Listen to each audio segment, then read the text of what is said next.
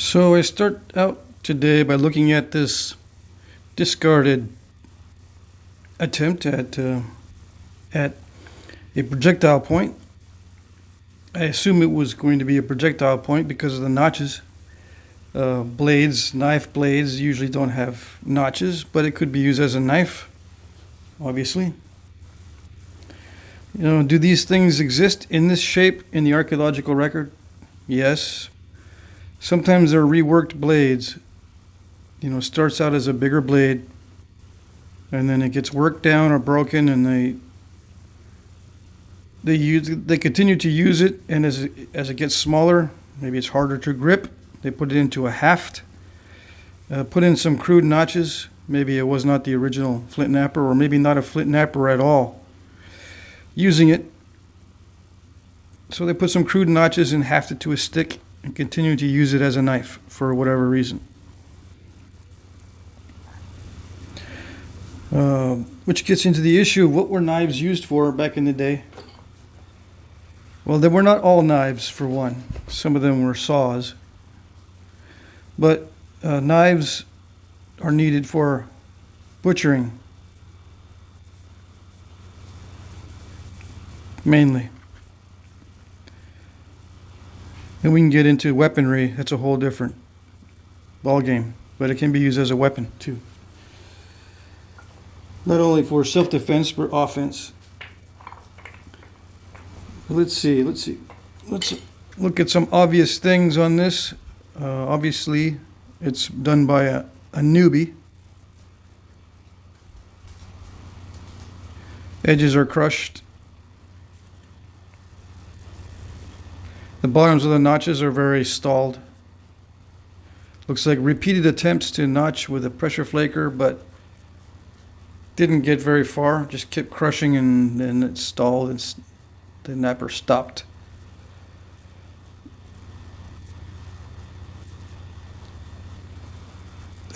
Let's say you wanted to use this within 5 minutes.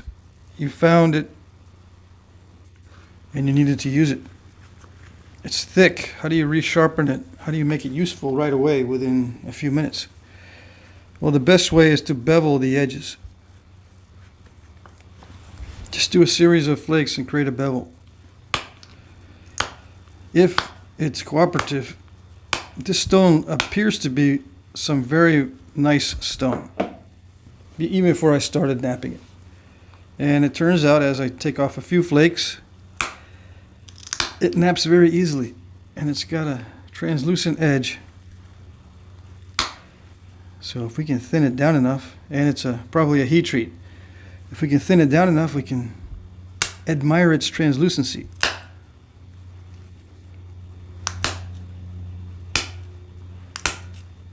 Is beveling a skill that's hard to learn?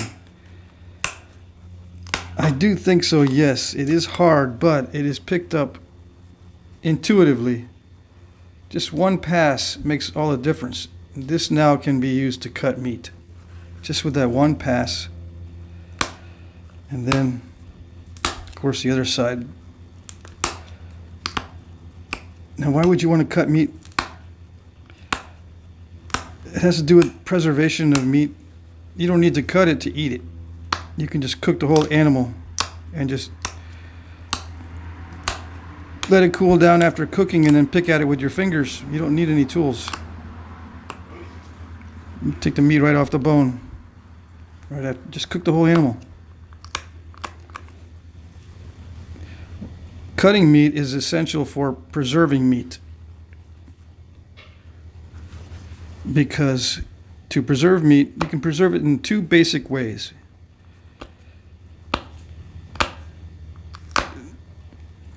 Well, maybe three. You can dry it, you can ferment it, or you can freeze it.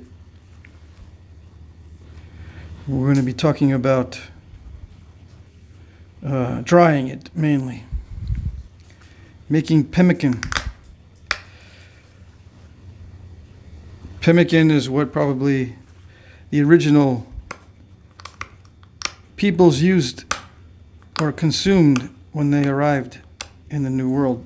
The original wave of humans into the New World. They brought with them dried meat. So it's sharp enough to cut meat into small enough pieces to dry it quickly. And yes, it requires that you dry it quickly to prevent bacteria from overwhelming the meat, the bad bacteria. Not to mention the insects and whatnot. So what am I going to make out of it?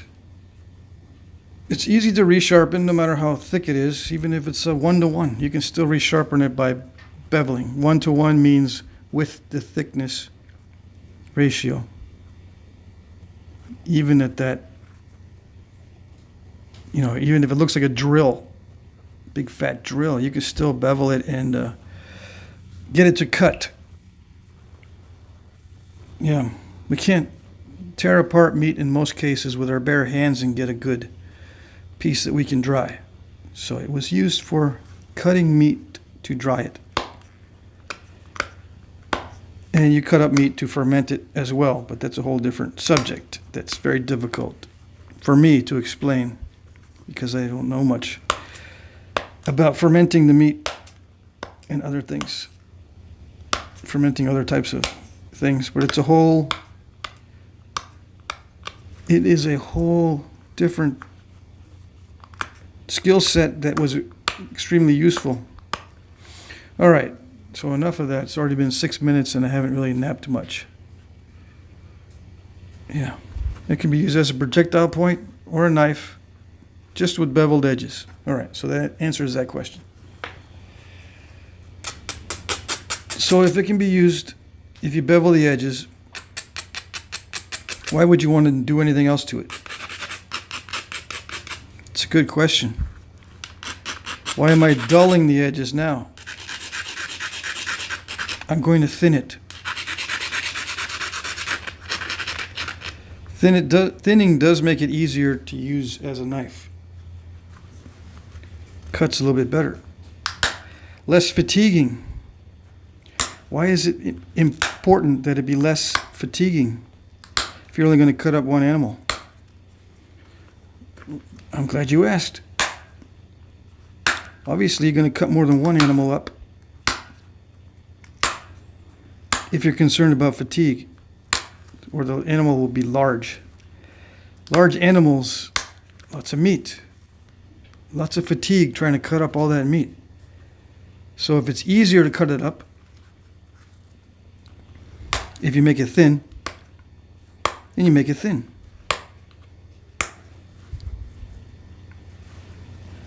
Do I think that's what they were doing?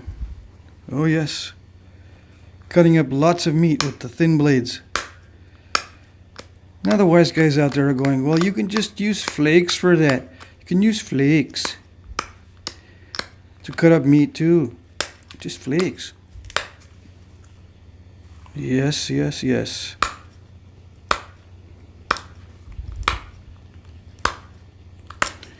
That is true. Now I was just watching another video this morning. I usually start my day by watching videos, not Flintknapping, but watching some videos. And I think I touched on this before, although I can't remember on the video, but archaeologists are thinking that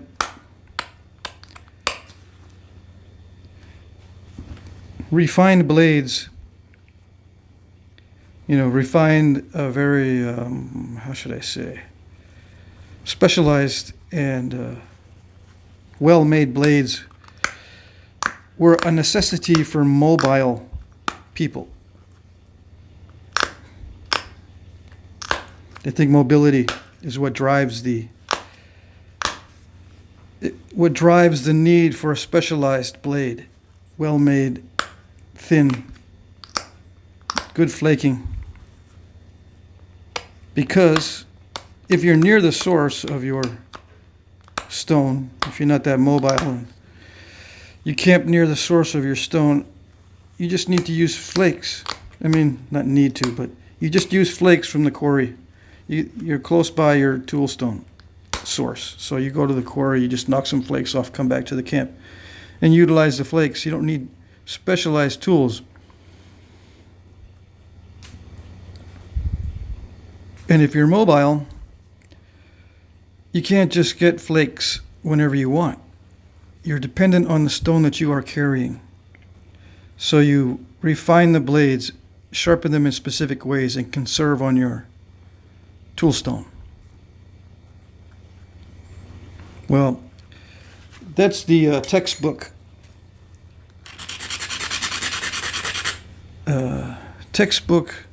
version of why these things were specialized.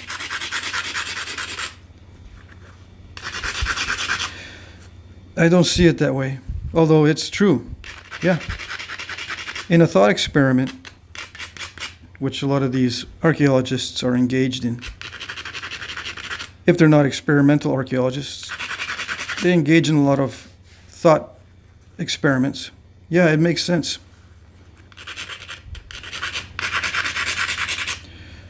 You do need specialized tools if you're mobile, for sure.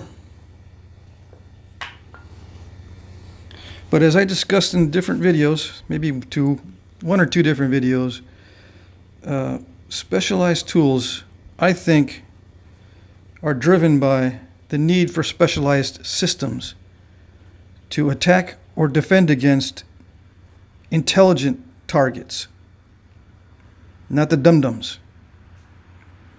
You need specialized tools to engage intelligent targets, either for food or defense or offense. Why intelligent? Well, because intelligent creatures are difficult to take down, especially if you want to eat them. Like if you are a predator of predators, you're eating the predators, not just shooting them, if you can get them. And just any old flake is not going to do it on the end of a stick. You develop specialized systems to outsmart, so to speak, your targets. So, in my opinion, the greater motivation for specialized tools is in the targeting of intelligent creatures. Where's my mallet? Did I lose my mallet? Yeah, talking about intelligent creatures. Not so intelligent. So yeah, on this channel, I'm not going to go with the archaeological consensus on the need for specialized tools. Not their excuse. I'm going to go with the need for specialized equipment to target intelligent creatures.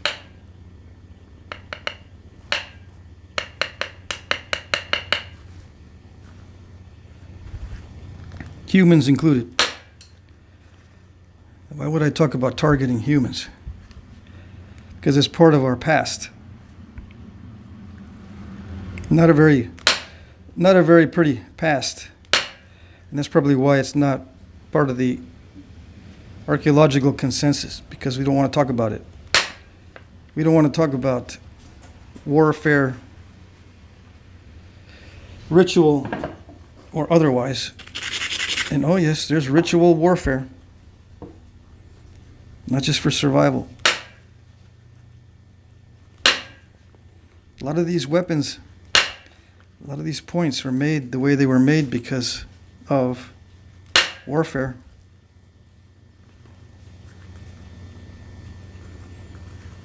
But warfare, in my opinion, was not all that common, because cooperation is more beneficial. We are a life form, and we are concerned with survival. Concerning ourselves with cooperation rather than warfare increases our chance for survival. It's not a thought experiment, that's true. For fighting all the time, we eventually create a situation where survival is not not really happening. Everyone is fighting. Eventually, the population declines. People don't want to live just to fight.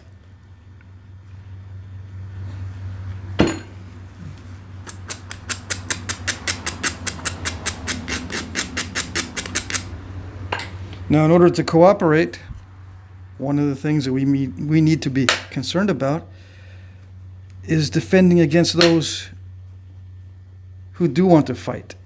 Cooperating requires us controlling those who prevent us from cooperating, who want to split groups or split people into groups that fight each other.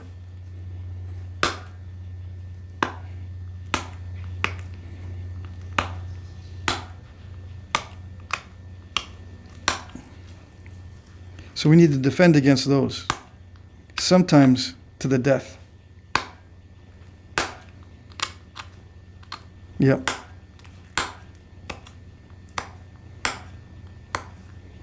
And that's where we get into specialized equipment, specialized, refined equipment.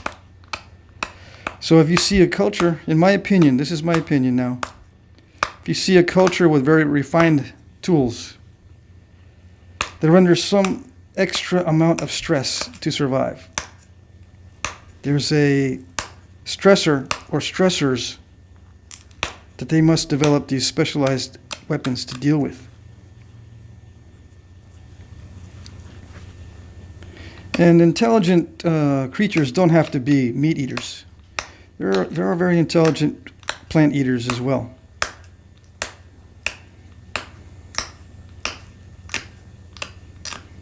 Oh yes. I'm going to try to explore that. Later on, I'm going to be looking into, just how smart a lot of these animals are. I don't have time to be doing that right now, but I want to look and see. How smart are bears? How smart are they in avoiding being removed from an area? How hard is it to control the bear population, in other words, or control the mountain lion population with these kinds of tools? All it takes is one or two extremely powerful predators to ruin your small group.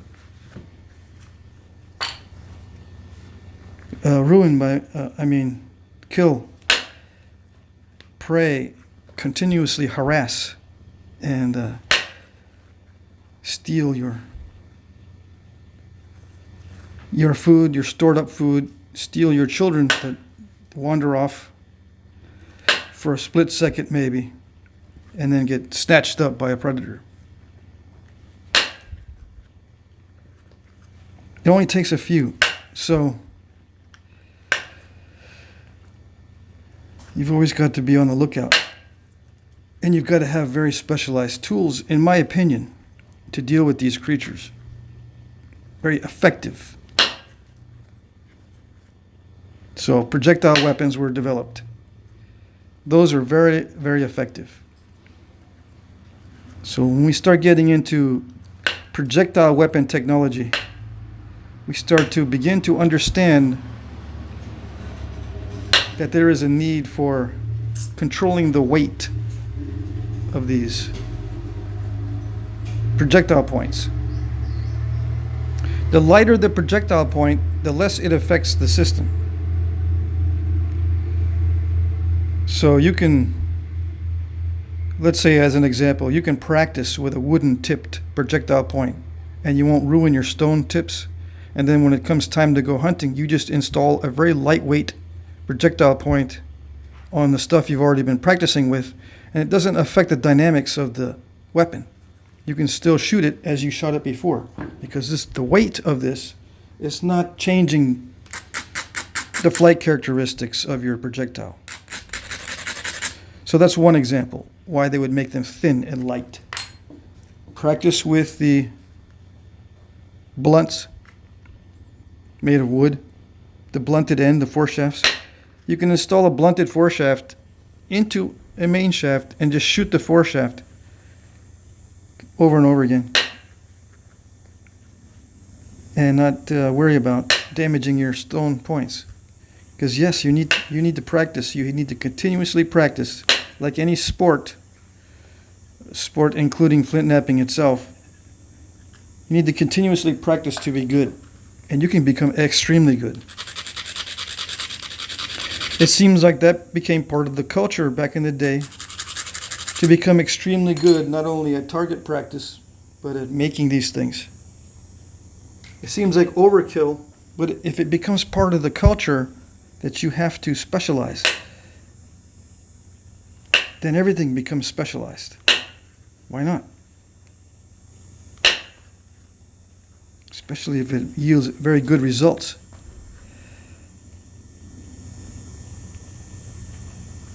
Yeah, I think I took off, I almost cracked that whole thing. Very bad mistake. Now, I don't know if that's an existing, see how that's cracked right there? I might lose the tip if I'm not careful.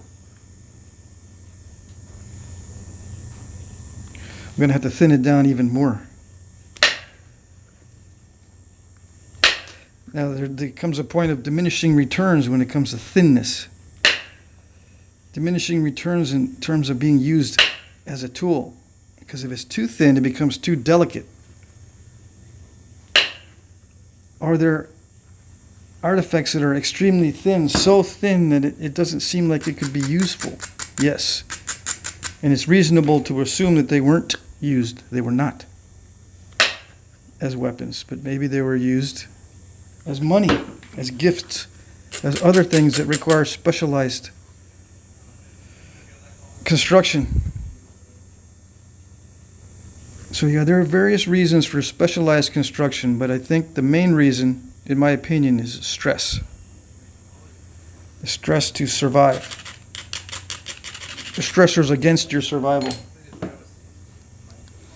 You know, creating gifts and that sort of thing. Giving gifts and stuff, it can lead to greater survival, but it's not really an immediate, urgent thing. Gifts are a luxury, not a necessity, in many cases.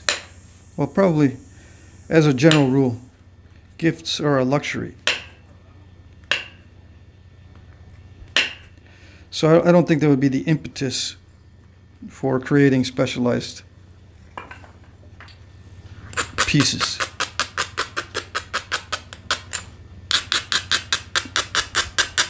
Maybe a consequence. You know, if I even make it prettier,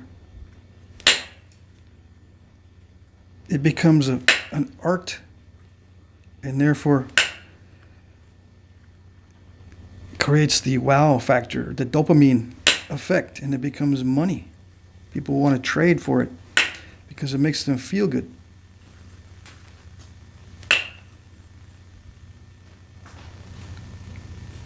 Yeah. Or it makes them appear to be of higher status by possessing them. Secondary consequence.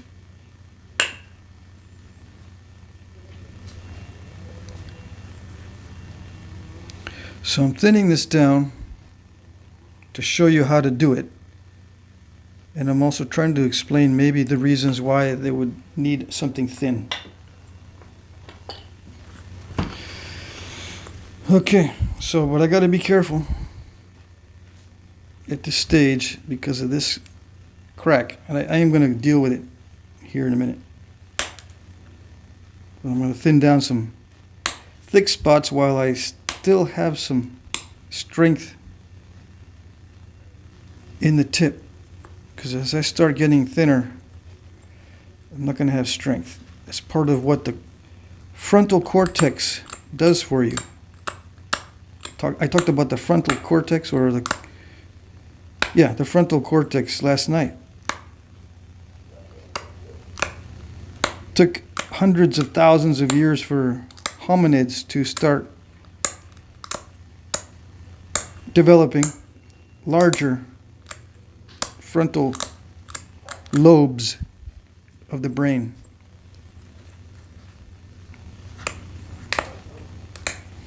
Now, I was doing a little bit of reading on frontal lobes this morning too. Turns out in many people, there's a separation between the right and left as far as how their brains work. Some people have a very differentiated brain. Like I think the right frontal lobe controls planning and goal achievement, and the left controls language and that sort of thing. As an example. But in many people, the both lobes are highly integrated, so they can't tell a difference. I mean, if you look at tests and analysis of where the blood is flowing when you're doing tasks and speaking, it seems like many people have their lobes highly integrated, so blood flows to both sides when they're speaking. So, or maybe even the opposite. Their language skills come from the right side instead of the left, like most people. Anyway,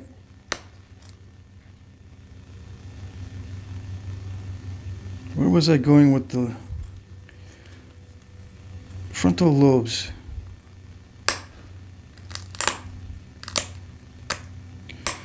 In Flintknapping, as you can see what I'm doing now, I'm talking and using my motor skills to Flintknap. So I've developed over time a separation, a detangling of, if my lobes were integrated, I have separated them a little bit. So now I can talk and nap at the same time. I think the skill has been developed over time. My skill at doing two things at once now has developed to the extent where I think I've actually artificially separated the two.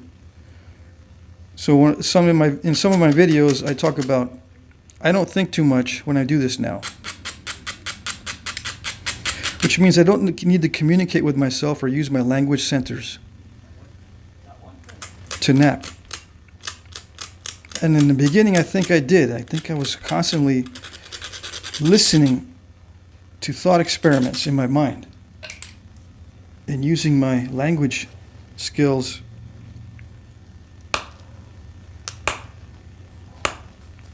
and listening to other people talk and integrating that in with the Flintknapping. Like most people, they listen to instruction and then try to do. And they hear themselves in their minds when they're doing this. You got to do this, you got to do that. It's not quiet. Your mind is not quiet when you're doing this if you're a beginner. It's going over, got to do this, got to do that. And it's integrated. You're integrating both the lobes.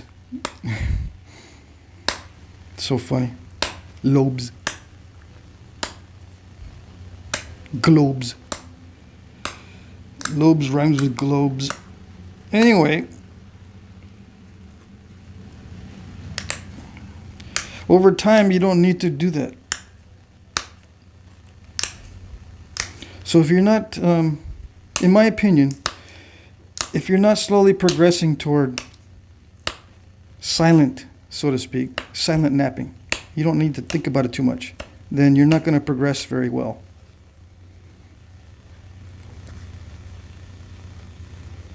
If you're constantly thinking about this or that and not letting yourself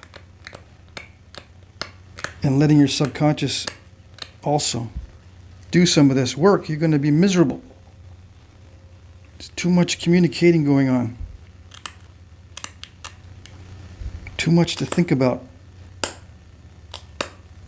You're going to get discouraged. You're going to find out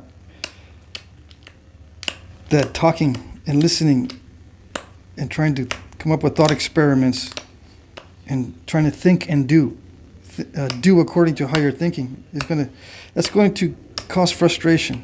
over time. You're going to realize that.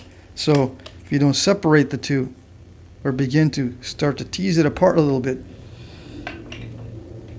I think a lot of people will get frustrated.